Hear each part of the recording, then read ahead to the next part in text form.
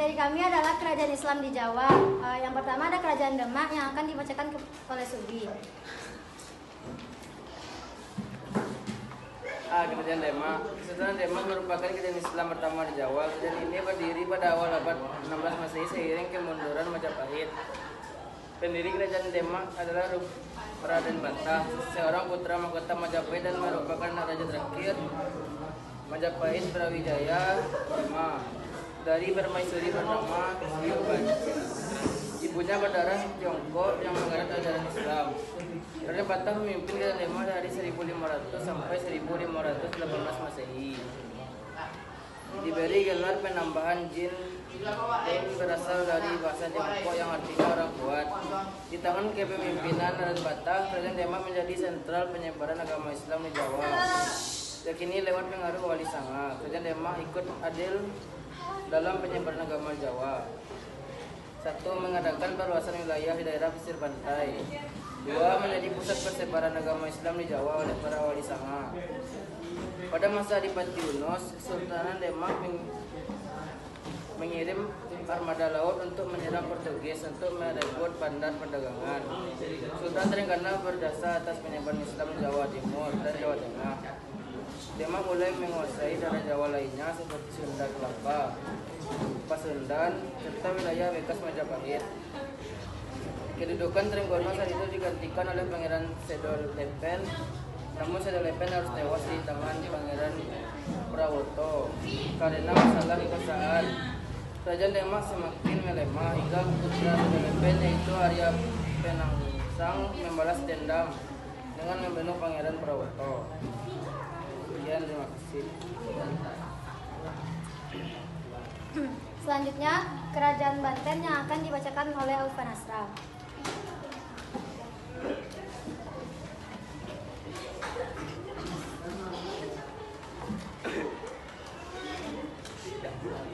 Kerajaan Banten. Setelah Banten dan Sunda Kelapa dikuasai Demak, Hasanuddin ditetapkan sebagai Adipati Banten dan Fatahillah menjadi Adipati Jayakarta tahun 1527. Keduanya memimpin atas nama Kerajaan Demak. Maulana Hasanuddin yang menikah dengan putri Sultan Trenggono akhirnya melepaskan Banten dari Demak dan menjadi kerajaan merdeka setelah terjadi kudeta Demak oleh Arya Penangsang. Adapun Fatahillah kemudian menggantikan Syarif Hidayatullah untuk memimpin kerajaan Cirebon.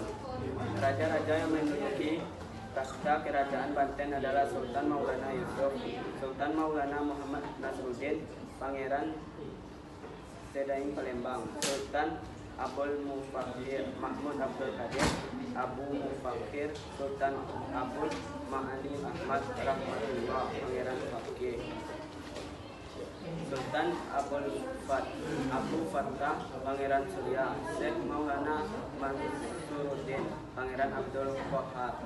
Adapun sultan-sultan selanjutnya hanya punya takhta tetapi tidak punya kekuasaan. Semuanya diatur oleh VOC. Sultan digaji oleh VOC. Masa kejayaan Banten terjadi pada masa pemerintahan Sultan Abdul Fattah, Sultan Ageng Tirtayasa yang memiliki nama kecil Pangeran Kecil Surya. Pada tahun 1671, Sultan Ageng mengangkat putranya yang bernama Sultan Abdul Qahar, Sultan Haji, sebagai Raja Muda. Selama pemerintahan Sultan Haji cenderung bersahabat dengan VOC. Hal inilah yang tidak disetujui Sultan Ageng sehingga menimbulkan persengketaan di antara mereka. Konflik berkembang menjadi perang saudara. Sultan Ageng Tirtayasa berhasil dikalahkan Sultan Haji yang dibantu oleh VOC. Sekian, terima kasih. Selanjutnya selanjutnya kerajaan yang ketiga ada kerajaan Pajang yang akan dibacakan oleh saya sendiri. Kerajaan Pajang yang didirikan oleh Sultan Hadi Wijaya pada tahun 1568 tidak berumur panjang. Kerajaan Pajang terus mengadakan ekspansi ke Jawa Timur. Setelah berhasil menaklukkan penguasa-penguasa lokal Jawa Timur, Raja Pajang memberikan hadiah kepada kedua orang yang berjasa dalam penaklukannya, yaitu Ki Ageng Pamanahan dan Ki Ageng Panjawi. Ki Ageng Pamanahan yang telah berjasa dalam pertempuran melawan Arya Penangsung. diberi kekuasaan di Mataram, sedangkan Ki Ageng Panjawi diberi kekuasaan di Pati. Sepeninggal Ki Ageng Pemanahan 1584, putranya yang bernama Panembahan Sanopati ing Alaga atau Sultan Wijaya menggantikan kedudukan ayahnya sebagai Adipati Mataram dan sekaligus diangkat sebagai Panglima Tentara Pajang. Setelah Sultan Hadiwijaya meninggal tahun 1582, tahta Pajang direbut Arya Paninggi, menantu Hadiwijaya, putra Hadiwijaya. Pangeran Banowo meminta bantuan kepada Adipati Mataram I, Panembahan Sanopati, untuk merebut takhta kerajaan. Arya Panggiri kalah dan melarikan diri ke Banten. Sementara itu, Pangeran Banowo menyerahkan tahta kerajaan kepada Panembahan Sanopati dan akhirnya berakhir. Selanjutnya kerajaan yang keempat yang akan dibacakan oleh Rahma.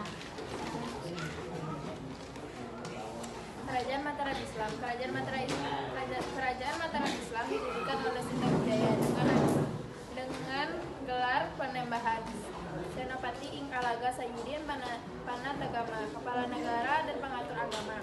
Sriwijaya bercita-cita untuk menaklukkan seluruh pulau Jawa di bawah kekuasaan Mataram Islam. Pusat pemerintahan Kerajaan Mataram berada di Kota Gede. Raja-raja yang pernah memerintah Kerajaan Mataram Islam antara lain Panembahan Senopati 1586 sampai 1601, Mas Jolang 1601 sampai 1613, Sultan Agung Hangokusumo 1613 sampai 1646.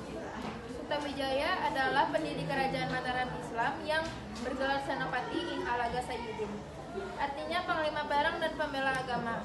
Mas Jolang menggantikan takhta ayahnya Senopati dan bergelar Sultan hanya Kerawati.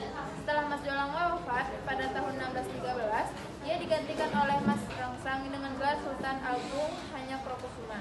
Ia dapat membawa Kerajaan Mataram ke puncak kejayaannya.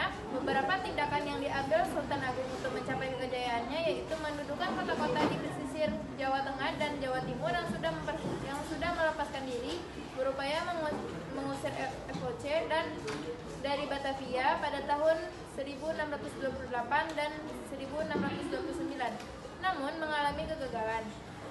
Memadukan kalender Saka dengan kalender Hijriah pada tahun 1633, melindungi perkembangan sastra dengan cara Sultan Agung menulis kitab sastra Bending, kitab filsafat dan kenegaraan, Nitis Rati, Nitis Sastra, dan Astabrata. Sekian, terima kasih.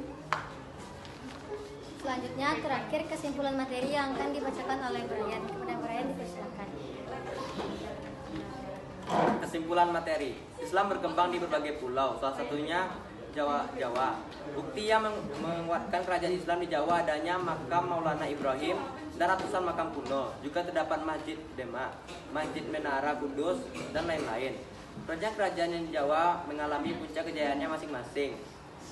Raden Patah, pendiri kerajaan Demak yang memiliki peran penting dan sangat besar dalam pengorbanan agama Islam, dalam penyebaran agama Islam di Jawa dan wilayah Nusantara lainnya. Dapat disimpulkan bahwa hal-hal yang mempengaruhi kemunduran kerajaan Islam di Jawa maupun Nusantara adalah konflik internal dalam kerajaan, perang saudara, politik adu domba bangsa Barat, serta kalah bersaing dalam perdagangan dengan bangsa Barat, dan akhirnya kerajaan Islam di Indonesia runtuh mengalami serangan Portugis. Sekian dari saya, terima kasih. Sekian presentasi dari kelompok kami. Maaf kalau ada kekurangan. Assalamualaikum warahmatullahi wabarakatuh.